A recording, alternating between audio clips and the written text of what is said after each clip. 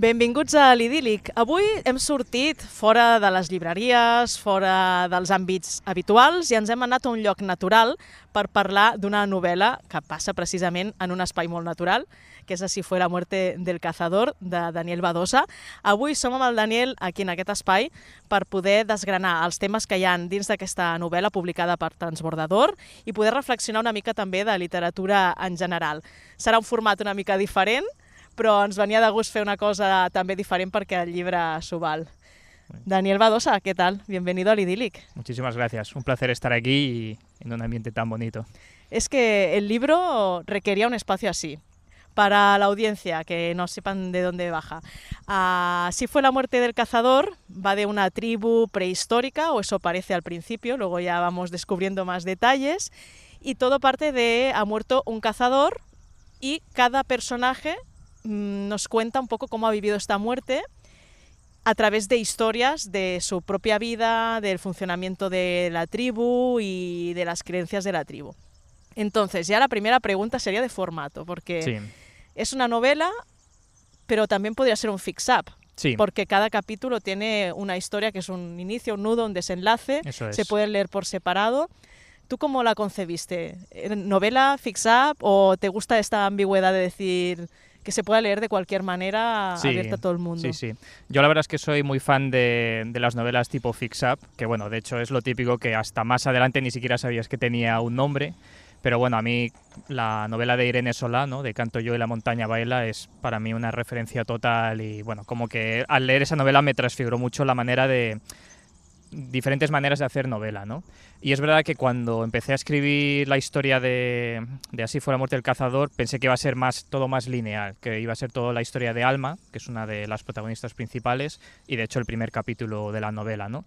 Pero como que a medida que iba escribiendo me daba cuenta de que tenía que contar más perspectivas de esta familia, ¿no? Entonces de una manera muy orgánica fueron saliendo los otros personajes y esa configuración, esa constelación, vamos a decir, familiar, de cada capítulo es una estrella, ¿no? Es una historia que sí, es autoconclusiva, pero todos forman al final esta especie como de constelación familiar de historias. De hecho, cuando yo leía el libro pensaba, ostras, es que es un libro muy plural, Sí. tanto de personajes como los puntos de vista, Sí, ¿no? Cada sí, sí, personaje tiene su voz, Totalmente. con cada capítulo tiene su estilo propio, Sí, o sea, sí, no, sí. no tiene un estilo lineal de simplemente cambiar el narrador, sino Sí, que sí, cambia todo. Y también nos aporta un momento distinto del proceso de duelo. Sí, eso es. Para mí era como esencial justo lo que dices, de que cada personaje fuera muy diferente del otro. Cada uno representara maneras diferentes de contar historias, ¿no? Porque al final el libro trata sobre la pluralidad de contar historias, ¿no? Que no solo existen las historias de los cazadores, ¿no? Están las historias de las trenzadoras, de las recolectoras, de los talladores, ¿no? Entonces, claro, para mí, de hecho, era como mi gran preocupación, cómo puedo hacer que cada uno tenga su propia voz, su propio estilo, ¿no? Y muchas veces lo escribí y decía, es que me suenan muy parecidos entre ellos, pero bueno, de momento parece que la gente sí que siente que son bastante diferentes entre ellos, con lo cual me alegro. Y eso es lo que digo, que para mí era importante no solo representar maneras diferentes de contar historias, sino el proceso de duelo, ¿no? De que al final es, bueno, claro, es que es un tema... Hay tantas maneras de afrontar el duelo, ¿no? De afrontar el dolor, de la memoria, de los recuerdos, y para mí era como súper importante poder representarlo de la mejor manera posible. Una cosa que me ha gustado mucho del proceso de duelo es cómo hacen su propio desenlace, ¿no? Sí. Del proceso de duelo, cómo es importante decir, Sí. aquí empieza y aquí acaba. Y hasta que no llegues a ese punto de aquí acaba, la comunidad resta como en vilo, porque además es Sí. un duelo compartido. Totalmente. No sé si realmente tenías ganas de reivindicar un proceso de acompañamiento en la muerte que no estamos viviendo nosotros en nuestra sociedad, porque ahora mismo el duelo está como mal visto Sí. y es muy individual. Claro, de hecho, bueno, es un tema que a mí me fascina y me preocupa al mismo tiempo, de que, bueno, muchos antropólogos sí lo han comentado a través de algunos estudios, de que parece que con el paso del tiempo se ha perdido la importancia del ritual ante la muerte, ¿no? Que ya no es solo el hecho de ir a ¿cómo se dice?, al entierro, al cementerio, pero todo el proceso que hay detrás, ¿no? Todos esos rituales que han tenido tantas culturas y religiones, eso se está perdiendo. Y se está perdiendo tanto el ritual personal, individual, como el colectivo. Y para mí era como súper importante pensar, vale, ¿cómo lo hicieron esos primeros antepasados hace 300.000, 400.000 años? ¿Cómo se enfrentaron ante la muerte? Porque tuvo que haber un momento en que la conciencia de los homínidos despertó hasta ese nivel de decir, vale, es que sufrimos ante la muerte de nuestros seres queridos, ¿cómo nos enfrentamos ante ello? Y para mí, claro, quería explorar esas raíces, ya no solo del pasado, sino para vivirlo en el presente, ¿no? En plan de cómo no me enfrentaría yo también ante estas situaciones o cómo me he enfrentado ya ante estas situaciones, ¿no? Entonces, para mí era, pues sí, quería explorar en profundidad, ¿no? Ese aspecto. Un elemento que para mí también es muy importante de cada una de las historias es el rol que tiene cada personaje respecto a la persona que ha muerto, Sí, ¿no? sí, sí. O sea, no es lo mismo la hija que la nieta, que el vecino, que el compañero cazador, ¿no? Sí, sí, sí. Y cómo cada uno, con la visión de cada uno, estás descubriendo a la persona que ha muerto, que no la conocemos. O sea, Claro. el lector llega cuando ya ha muerto, ¿no? El cazador. Sí, sí, sí. Pero vamos descubriendo quién es este cazador a través de los ojos de cada uno. No sé si eso también te lleva, o querías reflexionar sobre cómo las personas somos diferentes para quien nos mira, ¿no? Que la imagen completa de una persona no la tiene nadie, ¿no? Es que, vamos, has dado en el clavo. Quiero decir, tú cuando vas a un funeral y cada uno se va levantando para decir unas palabras, dices, es que yo no sabía que esta persona era así. O te empiezas a decir, sí, era muy gracioso. Yo nunca he pensado que era graciosa esa persona, ¿no? O le encantaba coleccionar tizas, ¿no? Cosas de este tipo. Y dices, ostras, es que contenemos tantas historias, tantas facetas, ¿no? Y muchas veces son invisibles a los demás, ¿no? No nos comportamos de la misma manera con los compañeros de trabajo que con nuestras familias, ¿no? Y claro, el cazador que fallece se comportaba de una manera muy diferente con su hija, que con su nieta, que con su pareja. Y claro, eso también... Claro, yo quería expresar eso, que al final no somos una sola historia, ¿no? Contenemos muchas y poder reflejarlas también es importante, ¿no? Y claro, pero eso también significa que el cazador era un poco cabrón con algunos de ellos, con otros era favoritismo, pero claro, es que los seres humanos somos también así, ¿no? No hay nadie 100% bueno, ¿no? Ni nadie 100% malo, claro, ¿no? De hecho, yo he tenido esta conversación con algunos lectores que me preguntaban, ¿pero el cazador era buen padre o era mal padre? ¿O es una buena persona o es mala? Digo, pues es que no es ni bueno ni malo, es. Igual que para nosotros, algunos nos considerarán muy buenas personas y otros dirán que somos unos cabrones, pero somos los que somos, quiero decir, es que no se puede evitar al final, ¿no? Y también me ha hecho pensar en cómo descubrimos facetas de alguien tras su muerte, precisamente porque alguien te cuenta cosas que normalmente si está vivo no te cuenta, ¿no? Eso es. Qué sé, ¿no? La relación familiar de, ostras, pues tu padre estaba muy orgulloso de ti, por esto, y tú, vale, dices, pues yo no jamás me lo ha dicho. No sabía que mi padre estuviera orgulloso de mí, o pensaba que se avergonzaba de mí por tal cosa, pero en verdad no. O sea, es como tirar el hilo, y por eso creo que hay como muchas capas dentro de la lectura de estos relatos, porque... Hay los relatos, los subrelatos, y incluso, los subrelatos. Incluso hay relatos orales. Totalmente. Sí, esto, a medida que iba escribiendo, me daba cuenta de eso, de la importancia, justo lo que acabas de decir, de descubrir lo que antes estaba oculto.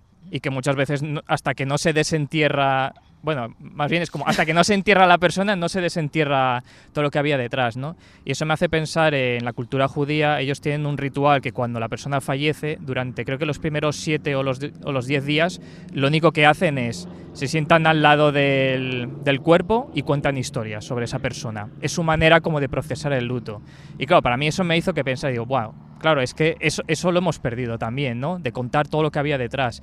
Y que eso es una parte muy importante de enfrentarse al duelo. Hay muchos psicólogos que dicen que una de las mejores maneras de enfrentarse a la pérdida es hablar sobre esa persona. Pero claro, ¿qué hacemos en la sociedad? Justo lo contrario. Parece como que queremos evitar preguntar a la otra persona de oye, ¿cómo era tu padre? Oye, ¿cómo era tu hermano? ¿No? Pero es que es justamente eso la clave, porque eso nos ayuda a lidiar con el dolor, a saber más cosas de esa persona, ¿no? Lo que decías de... Cuando te viene otro conocido de quien ha fallecido y te cuenta cosas que no sabías, como que eso dices, wow, ahora parece que estoy incluso más cerca. Exacto. ¿No? Y eso para mí era importante. Y, perdón, no sé, antes me has preguntado otra cosa más al final. De los relatos orales. Claro. Que incluso es incluido, ¿no? Relatos orales de los que se cuentan de los cazadores, ¿no? Sí. Sí, eso también... para recuperar esa cultura oral. Totalmente, que también la tenemos bastante perdida, la verdad. Claro, al final es una reivindicación eso de la tradición oral que, si lo pensamos fríamente, las primeras historias no nacieron de la escritura, nacieron de la tradición oral. O sea, la escritura vino muchísimos decenas, quizás cientos de miles de años después, ¿no? Pero claro, es muy fácil perder la tradición oral porque no queda plasmada de manera escrita, ¿no? Y sin embargo, aún a día de hoy, pues seguimos narrando esas historias, ¿no? Seguimos contándonos historias el uno al otro, ¿no? Y para mí era como súper importante que la historia, siendo una sociedad prehistórica, la base fue la tradición oral, ¿no? Y de hecho, claro, para ellos la única forma de transmisión son las historias, ¿no? No tienen ni siquiera la pintura, no tienen, como puede ser en el pasado, ¿no? Que sí que tenían al menos las pinturas rupestres, ellos no lo tienen en esta sociedad. Claro, no sé si escoger una cultura prehistórica ha sido una decisión de decir, mira, como que tienes más libertad como autor Sí. para suponer los rituales, suponer Sí. la vida que llevan, Sí, más sí, que sí. si escoges otra cultura que ya te requiere irte a la novela histórica. Lo pensé mucho eso cuando lo estaba escribiendo. A ver, claro, la génesis de la historia nace con el personaje de Alma, ¿no? Y era un personaje que ya estaba como rondando por mi cabeza durante muchos años, y yo sabía 3 cosas de ella: que había nacido sin brazos, que era una contadora de historias, una mentirosa, y que vivía en la prehistoria. Yo solo sabía estas 3 cosas de ella. Y durante muchos años estuve intentando escribir cosas sobre Alba y como que nunca parecía que encajaba, ¿no? Hasta que dije, vale, vamos a intentar explorar más a fondo la prehistoria. Pero no fue como una decisión consciente de lo que tú decías de, uy, así no tengo que meterme. Así no me mojo. A ver, porque yo sinceramente soy un poco desastre en la investigación de, pues eso, a veces de culturas recurrentes. Me gusta, pero claro, que también tengo como mucho cuidado. Obviamente, pues está el debate de si se puede o no se puede, ¿no? Pero como que a mí me parecía importante, eligiera lo que eligiera, ahondar lo máximo sobre ese tema, ¿no?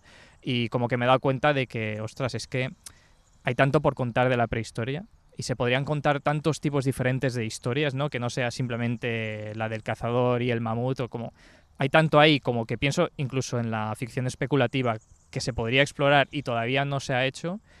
Digo, bueno, pues esta es la mía, ¿no? Por así decirlo. El tema de Alma, de nacer sin brazos, Sí. también abre el melón de cómo es una discapacidad Sí. en la época prehistórica. Creo que este melón yo no Sí, lo había sí, sí. visto Bueno, aún. es un melón grande, es un melón grande. Sí, de hecho, mi inspiración fue un vídeo de YouTube que encontré que se llamaba justamente así, La discapacidad en la era prehistórica. Ah, vaya. Y te lo recomiendo. Bueno, yo es que soy un adicto a YouTube. Me meto en agujero, en rabbit holes de estos y acabo en sitios muy raros. Pero eso está bien. Sí, Eso da inspiración a siempre. mí me encanta. Y es un vídeo de un youtuber que se llama Tyler. Y el vídeo trata justo eso, la discapacidad en la prehistoria. Y claro, tenemos como esta idea preconcebida que tiene que ver, por supuesto, con las películas, de que una persona con discapacidad sería echada directamente. Bueno, la idea está de los espartanos, ¿no? Que si ven que un bebé nace con una deformidad, pues lo tiran al acantilado, ¿no? Un poco como la película 300. Pero sin embargo, hay cada vez más pruebas, sobre todo de la edad prehistórica, que muchos de estos individuos, que ni siquiera eran Homo sapiens, que eran neandertales o cromañones o incluso antes, ¿no? Que habían nacido con discapacidades muy fuertes, físicas, nacido o que más tarde sufrieron algún tipo de accidente, y que sin embargo se ven por las pruebas, por las soldaduras de los huesos, que esos individuos vivieron muchos más años después de tener esa discapacidad y que fueron cuidados. Y claro, ahí viene el tema del el descubrimiento del yacimiento de la sima de los huesos y de un fósil muy específico que se llama Benjamina. No sé si conoces un poquito.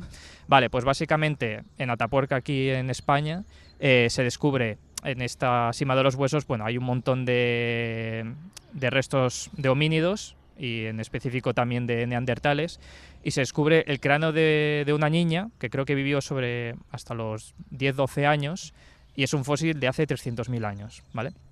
Y se descubre que nació con una deformidad en el cráneo bastante fuerte, que eso le afectaría en muchísimas cosas, ya no solo cognitivamente, sino también en movimiento, de dolores muy, muy punzantes, y sin embargo se descubre que esta niña vivió mucho tiempo, o sea, una deformidad que que habría sido abandonada a su suerte, a su dolor, rápidamente. Sin embargo se descubre que vivió hasta los 12 años. ¿Qué significa eso? Que había la compasión que tenían estos neandertales por uno de sus hijos, de sus hermanas, de sus amigos, fue muy fuerte, ¿no? Y claro, no somos conscientes de lo que eso implica, ¿no? En la humanidad, que ya nos cuidamos los unos a los otros, incluso con heridas tan graves. Quiero decir, en el reino animal muchas veces cuando alguien sufre una herida, los animales ni se lo piensan dos veces y la abandonan y ya está. Y sin embargo, hace 300.000 años ya se demostró esa compasión. Y claro, por eso le pusieron el nombre de Benjamina, ¿no? Que en hebreo significa la más amada, ¿no? Era como la más necesitada, pues era la más amada. Y claro, este fue como un yacimiento que lo cambió toda la concepción, ¿no?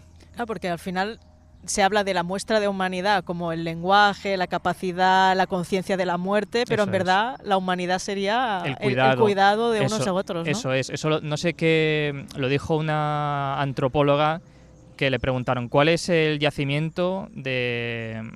descubrimiento arqueológico más importante, ¿no? ¿Cuál pensáis que es? ¿No? Le decía a sus alumnos, y algunos decían las puntas de flecha, ¿no? Yo qué sé, bueno, ahora no me vienen las palabras, ¿no? Percutores, bueno, que es una herramienta arqueológica importante. Y ella dijo, no, lo más importante fue encontrar un hueso soldado, un hueso que se curó, porque significa que alguien cuidó a esa persona. Y claro, porque si no, con el brazo o la pierna rota, un animal no... ¿De qué sirve? Y bueno, vuelvo un poco al tema de la reivindicación de, por ejemplo, de la teoría de la bolsa de la ficción, ¿no? De Ursula K. Le Guin, que el invento más importante fue la bolsa, ¿no? Porque te permitía cargar a los necesitados también, ¿no? A esos seres tan frágiles que son los bebés. Al final eso es lo que nos ha hecho ser humanos, cuidarnos los unos a los otros. De hecho, eso también me lleva a pensar, cuando hablábamos de los roles de cada uno en la tribu, sí. También me lleva a pensar que tú querías reivindicar que todo el mundo es útil y es importante dentro de la tribu, que aunque se hable de los cazadores como es que es el sustento, no sé, pero sin el que está recopilando miel, el que está con las hierbas medicinales, eso es. O sea, hasta que no sumas todo, la tribu no se sustenta, ¿no? Y a veces solo se piensa en uno o en dos roles. No sé si también era si esta reflexión consideras que es extrapolable a todo, ¿no? De decir, estamos dando importancia a una serie de cosas cuando lo que hay debajo también es importante para que se sustente toda la sociedad. Totalmente, sí. Por eso volvemos al tema de la multiperspectiva, ¿no? de la novela. Para mí era importante representar que cada rol, cada oficio, cada responsabilidad es lo que hace a la tribu. No, era una manera también colectiva de pensar. Seguro que ellos lo veían también de esa manera, trabajaban, era un conjunto el que trabajaba, ¿no? Lo que pasa es que con el paso del tiempo parece que le hemos dado más importancia a unos roles que a otros, ¿no? Bueno, se ve en la sociedad ahora mismo, ¿no? Pensamos que un doctor vale más que un campesino, ¿no? Que que un profesor vale menos que un político y no, todo cuenta, ¿no? Cada historia cuenta y de nuevo eres una reivindicación a escuchar y contar todas las historias posibles, porque al final eso es lo que hace esa historia colectiva, es súper importante, ¿no? De que todos la aceptemos y formamos parte de ella, ¿no? Que no seamos simplemente espectadores, sino que también aportemos a esa narrativa colectiva. Y que también cada persona o cada personaje, en el caso de la novela, aprende uno del otro, ¿no? O aprende de sí mismo a través del otro, que eso también a veces no queda muy oculto, ¿no? El quién somos hasta que alguien nos dice tú eres así o tú no eres así, ¿no? Sí. Sí, bueno, esa era mi intención. Si lo he conseguido, pues fantástico, ¿no? Pero claro, al final, el escuchar los relatos de otros nos ayuda también a entendernos a nosotros mismos. Quiero decir, por eso también leemos libros, ¿no? Por eso también nos gusta escuchar otras historias, porque la experiencia ajena nos ayuda a comprendernos a nosotros mismos, ¿no? Y eso es lo que a mí me parece maravilloso de las historias en todos sus formatos. Ahora la gente que está escuchando la entrevista debe pensar, pero ¿qué hay de fantástico en hacer la muerte del cazador? Y aquí voy a ir. Tú escoges el fuego como elemento como frontera entre la realidad y el fantástico. Y el fuego, claro, empiezas la narración y piensas que es una cosa simbólica, lo de encontrar el fuego, ¿no? Y de que uno se le enciende el fuego cuando hace lo que ha venido a hacer en esta vida, pero vamos viendo a lo largo de la historia que también es real, literal, que ¿no? Es literal, sí. ¿Cómo se te ocurrió el tema del fuego? Si es también vinculado directamente a la prehistoria o también crees en el tema del fuego como la energía que mueve el mundo de cada uno. Sí, bueno, de hecho he tenido lectores que me han llegado a preguntar, pero oye, ¿lo del fuego es literal o no es literal, no? Como que no sabían si era una metáfora o no. Y en mi cabeza sí que es literal, quiero decir, tienen literalmente hogueras en los estómagos que se encienden cuando sienten esas emociones tan fuertes. Y para mí vino también de una manera muy orgánica. A medida que iba escribiendo, quería como eso, representar el tema de la vocación, ¿no? El tema de la voluntad humana, ¿no? El espíritu humano. Y digo, joder, si es que si estoy contando una historia de prehistoria y encima se enfrentan contra un dios que tienen que cazar y recolectar a través de esas historias, qué mejor símbolo que el fuego. Quiero decir, fue como el mayor aliado de nuestros antepasados. Y el fuego también, claro, es que el fuego tiene mil capas de simbolismo, ¿no? Es un elemento que, por un lado, te ayuda a luchar contra la oscuridad, pero también te puede quemar, puede hacer daño, es capaz de destruir. Es algo que tienes que hacer un esfuerzo por mantener vivo, ¿no? Quiero decir, para mí era como la metáfora perfecta también de contar historias. Las primeras historias tuvieron que nacer alrededor de las hogueras, ¿no? Y las historias no pueden nacer si tú tampoco te sientes protegido frente a la oscuridad y ante lo que hay más allá de ella, ¿no? Entonces, para mí, digo, vale, pues este es como la metáfora completa. Y me he olvidado del otro que me has preguntado. No, precisamente decía esto, ¿no? Que si es simbólico, si no lo es, Sí. creo que al inicio de la narración parece simbólico y Sí. lo compras como simbólico, pero al final, sobre todo en el, Sí. ritual de despedida del difunto, Sí. es cuando dices, tiene que ser literal, porque Sí. si no, este ritual no se puede hacer, No tendría sentido. Sí, no, vamos, para ellos es lo más real que hay. Y de hecho, por eso es una sociedad que no cree en las mentiras. Porque una sociedad donde tu fuego se despierta cuando lo sientes o no lo sientes y encima lo ves, ¿no? Quiero decir, tú ves cómo le sale el humo por la boca, las llamas, se le ilumina el vientre, ¿no? Digo, pues es que una sociedad así, ¿cómo se enfrenta entre el hecho de mentir o de no contar verdad o de contar historias, ¿no? Entonces, para mí quería como explorarlo más a fondo, ¿no? Todo. También estaría bien, ¿no? Que Sí. fuera más evidente en nuestro entorno. De hecho, sería más fácil. Claro. Más fácil porque también cuando ellos sienten como las pasiones como el enamoramiento, la ira, tú ves que la otra persona, digo, bueno, ojalá... Está sintiendo, ¿no? Ojalá fuéramos más, ¿cómo se dice? En la sociedad de ahora, más sinceros, ¿no? Con lo que sentimos, ¿no? Y lo mostramos de una manera tan abierta como ellos. Si de hecho yo les tengo cierta envidia a los comefuegos, digo, joder, ojalá fuera como ellos también. Claro, no sé si tú sabías desde el principio que tu libro sería fantástico o como has ido contando fue apareciendo a medida que ibas introduciendo en el mundo de la escritura. Yo sí que creo que sí que tenía claro que iba a ser fantástico, porque para mí, de hecho, el primer elemento fantástico no era el tema del fuego, sino el del dios deambulante, que era, pues eso, este dios prehistórico que... Pero también puede ser simbólico. Claro, es que de hecho... toda es la línea esa muy fina, ¿no? Claro, de hecho, eso me lo han preguntado, dice, ¿pero qué necesidad es de que fuera fantasía? Esto podría ser perfectamente...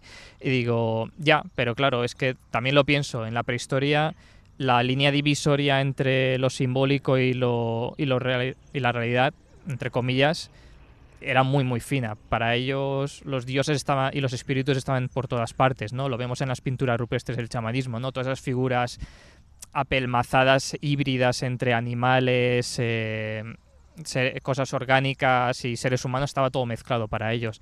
Entonces yo tenía claro que había fantasía detrás, porque también la fantasía me permite... claro, es que la fantasía permite ir más allá de lo que tienes. Y para mí era como, quería tratar temas tan complejos, ¿no? Como el duelo, que digo, es que para mí la fantasía era como el medio de transporte ideal, ¿no? Para esta historia. Claro, tú eres licenciado en psicología, que eso no lo he dicho. Sí, bueno, más o menos. ¿Eso ha condicionado el escoger precisamente el duelo como motor de la historia? A ver, yo siempre... Bonitas campanas. Eso es que es la una, no lo sé. A mí me preguntan, oye, ¿ser psicólogo te ha ayudado para ser escritor? A ver, yo sinceramente no, yo creo que no, porque salí un poquito ahí... Dijiste, esto no es lo mío. Dije, no, además lo vi muy claro y bueno, de hecho... No se encendió la hoguera. Ahí no hubo fuego. Yo de hecho en el tercer año me quería ir, pero bueno, al fin dije, bueno, pues habrá que terminarlo. Y bueno, a ver, es curioso porque esta historia trata sobre el duelo y sobre la vocación y, por ejemplo, yo estaba estudiando psicología y fue ahí... en el tercer año cuando se murió uno de mis mejores amigos y eso fue para mí lo que lo cambió todo, ¿no? Y de nuevo, el poder transformador de la muerte, que es como un evento muy, muy tajante, es decir, es que aquí hay un antes y un después, ¿no? Y Totalmente. por eso me interesaba tanto contar esta historia de cómo nos enfrentamos ante el duelo y el gran poder transformador que tiene este tipo de eventos en nuestras vidas y lo importante que es no huir de ellos, sino abrazarlos lo máximo posible, porque de ellos es donde vamos a obtener la transformación más elevada posible. Entonces, la psicología me ayudó en algunas cosas. Bueno, se vio los 5 estadios del duelo, ¿no? Que se habla, ¿no? De negación, ira, tristeza, hasta llegar a la aceptación. Esas perlitas algunas me ayudaron, pero bueno, yo sinceramente no me considero psicólogo, bastante jodido estoy yo ya para Pero ser la mayoría de psicólogo. psicólogos lo están, por eso se dedican a eso. Sí, es que eso es lo que me di cuenta en la carrera, que digo, Estaban pero si todos para allá. tú estás jodido, pues así, No vamos a así ayudar a vamos. nadie, ¿no? Así vamos. Pero bueno, oye, una carrera maravillosa, pero no era para mí, sinceramente. Yo aprecio mucho a mis compañeros que han ido adelante, pero bueno, yo de momento no. Pero el diseño de los personajes, a lo mejor, tener esa visión psicológica puede haber contribuido, ¿no?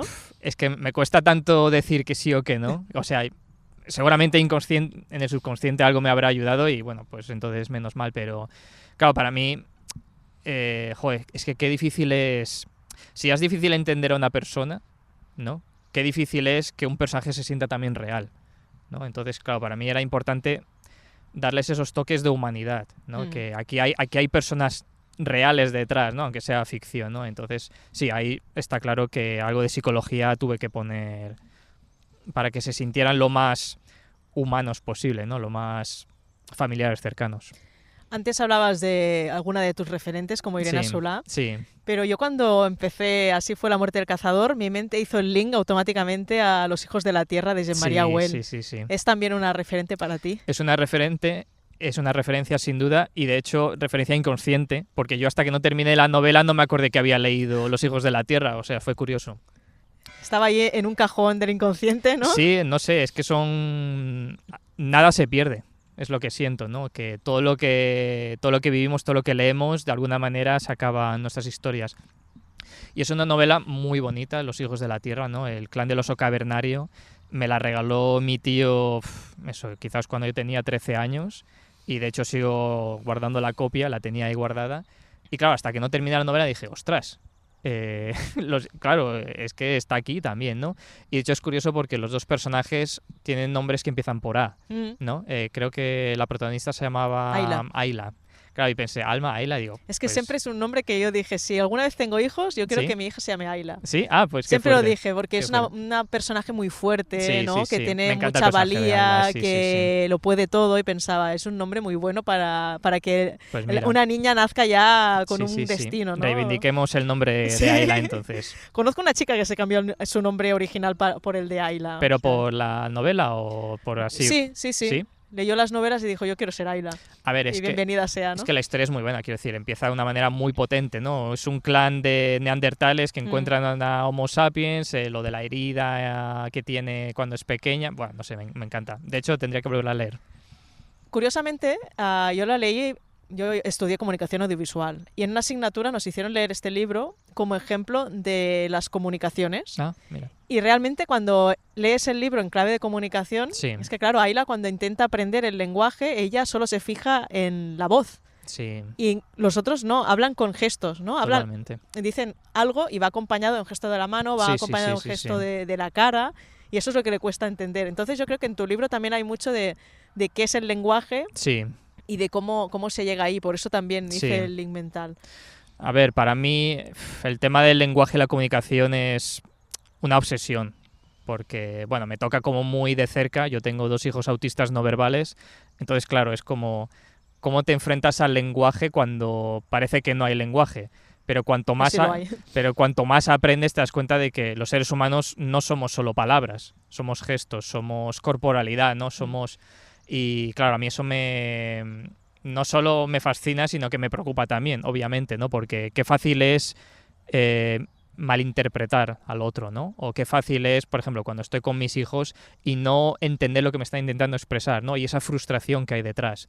Entonces, para mí era también eso, una exploración que, bueno, yo creo que toda mi futura obra también, de una manera u otra, va a tratar siempre sobre el duelo y sobre la comunicación. Eso lo tengo bastante claro. Tus dos puntales, ¿no? Yo creo que sí, porque son temas que sé que voy a tardar una vida entera en intentar explorar y comprender y seguramente solo roce la punta del iceberg, pero para mí es importante, pues no solo para comprenderlos a ellos, sino todo, ¿no? A los demás.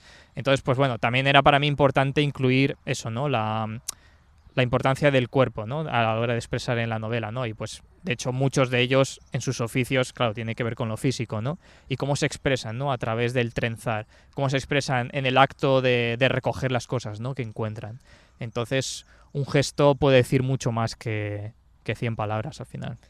Tú hablamos que eres licenciado en psicología, pero no psicólogo, pero sí que eres profesor de escritura creativa. Sí, sí. ¿Tú qué consejo le darías a tu yo del pasado para ponerse a escribir? Wow. Que no lo piense tanto, que escribe lo que tengas dentro y que seas sincero con lo que escribes también, ¿no? Que creo que muchas veces al principio es muy fácil caer en... Es que quieres escribir cosas guays, ¿no? Cosas que molen, ¿no? Cosas que digas, guau, es que esto como que... cambien el mundo, ¿no? Sí, A la persona que está leyendo. Que cambien, pero que al final escribir es que es un acto tan vulnerable, ¿no? Y parece mentira, pero incluso al principio cuando solo estás escribiendo para ti, que qué difícil es volcar una parte de ti en lo que estás escribiendo, ¿no? Y que no, aunque dé miedo, es que eso es justo lo que tienes que hacer, ¿no? Eso es lo que ya no solo te va a ayudar a encontrar tu propia voz, y también donde realmente vas a contar lo que vale la pena contar, ¿no? Porque es muy fácil quedarse en la superficie de las cosas, ¿no? De las historias. Y yo me he dado cuenta de que hasta que no he dado como ese paso consciente, ¿no? De volcar mi vulnerabilidad, no he contado lo que realmente tenía que contar. Que al principio eran como, sí, bueno, pues premisas interesantes, ideas cosas guays, más intelectuales, ¿no? Sí, pero hasta que no dije, vale, desnúdate ante el mundo, ¿no? Sé vulnerable ante lo que estás escribiendo. Aunque luego aunque nadie lo lea al final, pero como que eso es súper importante. Vamos, es lo que le digo a mis alumnos en general, es como, leo sus historias y digo, pero ¿tú dónde estás aquí? O sea, ¿tú qué me quieres contar realmente? ¿Tú crees que esto vale la pena contarlo? ¿Tú tienes algo que transmitir? Y muchas veces es difícil darse cuenta de ello. Ostras, es que, claro, decirle a alguien que su relato no tiene alma, ¿no? Ver, porque es un poco decir eso. Soy un poco no, lo digo porque es verdad, bestia, yo he leído cosas que no tienen alma, y que estilísticamente son pulcras, pero no tienen alma. ¿Cómo se encuentra el alma? Es un consejo muy... Sé que muchas veces a ellos intento ser lo más... A ver, no soy tan... Intento decírselo al contacto, ¿no? Pero claro, es que... Bueno, es que esto es un debate, ¿no? De para qué escribimos. Quiero decir, hay gente que le gusta escribir pues por entretenimiento y me parece fantástico, quiero decir, eso también es necesario. Pero claro, yo es que concibo la literatura de una manera tan íntima y transformadora, ¿no? Quiero decir, para mí hay libros que me han cambiado la concepción total del mundo, ¿no? Es igual que la muerte. Antes de leer este libro... Era una persona y ahora soy otra. De hecho, me estoy leyendo ahora uno que ya estoy viendo que me va a trastocar completamente, que es el libro de Mártir, de Akbar, no sé si lo has leído. Bueno, lo ha sacado Blackie Books ahora y tiene que ver justamente con eso, que cuál es el legado que queremos dejar, ¿no? Y trata sobre un escritor y, bueno, a mí es que me flipan las novelas de escritores. Sé que es un poco pretencioso. ¿No? A ver, es súper pretencioso, pero me encanta. Entonces, claro, yo concibo la literatura que es capaz de transformar el mundo y salvar vidas. Entonces, claro, obviamente sé que suena un poco intensito, pero es que yo quiero que mis alumnos lleguen a eso. Es que yo creo que mucha gente, me incluyo, no llegamos a escribir precisamente porque queremos llegar allí, y llegar allí es muy difícil. Lo sé. A ver, de hecho, creo que me estoy haciendo más mal que bien cuando digo esto, porque cada vez que me pongo a escribir digo, buah, pero quizás la expectativa está muy alta. Entonces es como... De una manera tienes que hacerlo de manera inconsciente pero consciente. Creo que para mí ese es como el sweet point, ¿no? Como el punto intermedio. De hecho, cuando escribí esta novela no lo hice con intención de voy a cambiar la realidad, ¿no? Era más bien como quiero explorar este tema que a mí me importa tanto y si luego a alguien le llega como al alma, ¿no? Al corazón, pues fantástico. Pero era para mí al principio, porque yo quería como transformarme a mí mismo también, ¿no? Y mi concepción de la muerte. Y de hecho siento que... A ver, yo tengo mucho miedo a la muerte en general, tanto la mía como a mis seres queridos, pero cuando escribo este tipo de cosas digo, vale, estoy un paso más cerca como de saber enfrentarme ante ella, ¿no? De hecho, hablamos fuera de micro hace un tiempo Sí. sobre las declaraciones de Rosa Montero, Sí. cuando escribió Lágrimas en la lluvia. Sí, es de verdad, que, es que verdad. ella decía, empecé a escribir esta historia pensando que hablaría de X cosas, Sí, sí, y sí. cuando empecé a escribirla, pues mi marido enfermó, murió mientras yo escribía la novela, y entonces la novela fue de otra cosa, fue del duelo y Totalmente. del miedo a la muerte, ¿no? Sí, sí, sí. Y ella decía, siempre he tenido miedo a la muerte, pero escribir siempre me ha servido como para Totalmente. trascender el miedo a la muerte, ¿no? Sí, sí, sí. No, y es que para mí eso es algo mágico. Quiero decir, estás escribiendo sobre vidas imposibles, sobre fantasía, y sin embargo hay algo en ese acto que te ayuda a ti, ¿no? Y a ver, si eso no es magia, yo no sé qué es. No, sinceramente, quiero decir, escribir para mí es lo más cercano a la magia que tenemos, ¿no? Estamos escribiendo algo tan superfluo como son las palabras, ¿no? Que es tinta, o ahora ni siquiera, ¿no? Que son píxeles, y sin embargo hay algo en ese acto que es capaz de transformarte. Y para mí eso era como, no sé, es Una que... alquimia intelectual brutal, ¿no? No, es que a mí me deja loco, quiero decir. Quizás es que le doy demasiadas vueltas esotéricas a eso, ¿no? Pero para mí la literatura es magia, ¿no? Y por eso la importancia, ¿no? De que cada uno cuente su historia. Porque ya no solo te va a cambiar a ti, sino que tiene poder de cambiar a otro. Entonces, contar las historias que todos tenemos. ¿Y ahora en qué historia estás? A ver, no lo voy a ¿En qué decir. momento? No lo voy a decir porque soy muy supersticioso, y es como que cada vez que cuento mi proyecto a otra persona, ese proyecto se gafa. muere. Vale. Ese proyecto hace así y se echa para atrás y dice, bueno, pues ya me muero. Pero bueno, Pero no es secreto que... Bueno, vamos a formatos. Sí. ¿Novela o relatos? Novela. A ver, me he dado cuenta de que me gusta mucho el formato fix-up, la verdad. He intentado alejarme después de escribir El Cazador, pero me he dado cuenta como que hay algo ¿Vuelves? ahí. Sí, porque es que me he dado cuenta también, yo soy una persona que soy un poco, entre comillas, esquizofrénica, porque me gusta ver las perspectivas de todos. Claro, eso es bueno y es malo, porque nunca puedo decir con seguridad me gusta este punto, sino que me quiero fijar en todos, ¿no? Entonces, bueno, supongo que la culpa la tiene Irene Solá, no lo sé. Seguramente. Saludos a Irene, la admiro muchísimo. Y claro, me he dado cuenta de eso, de que yo necesito ver todas las perspectivas. Yo necesito ver, no puedo centrarme en un solo punto de vista, porque siento que le estoy haciendo un flaco favor a lo que estoy intentando contar, ¿no? Entonces, pues sí, también va a ser multiperspectiva. Y bueno, no es secreto, lo he dicho antes. ¿De qué va a tratar? Pues la comunicación y el duelo, ¿no? El duelo. Entonces, ahí estoy trabajando y intentando no tener expectativas muy altas, pero ya me estoy dando cuenta de que hay algo ahí que va a valer la pena. Pues estaremos atentos a tus nuevos proyectos. Sí, muchísimas gracias. Muchas gracias, Daniel Badosa, por venir aquí en este espacio natural y hablar con nosotros de Así fue la muerte del cazador. Gracias a ti, Karen, me lo he pasado genial y increïble presentadora esta mujer. Fins aquí aquest idíl·lic especial que hem fet doncs, aquí, a ple bosc, amb campanes de fons, amb ocellets, amb el Daniel Badosa. Tornem doncs, amb més idíl·lics en les pròximes setmanes. Estigueu molt atents a les nostres xarxes socials per saber què anem fent, perquè el calendari es va renovant cada dia, per tant heu d'estar atents. I res, recordar-vos que tenim iVoox, Apple Podcast i Spotify, i també tenim canal de YouTube on podeu trobar en vídeo aquesta i altres entrevistes. Moltes gràcies.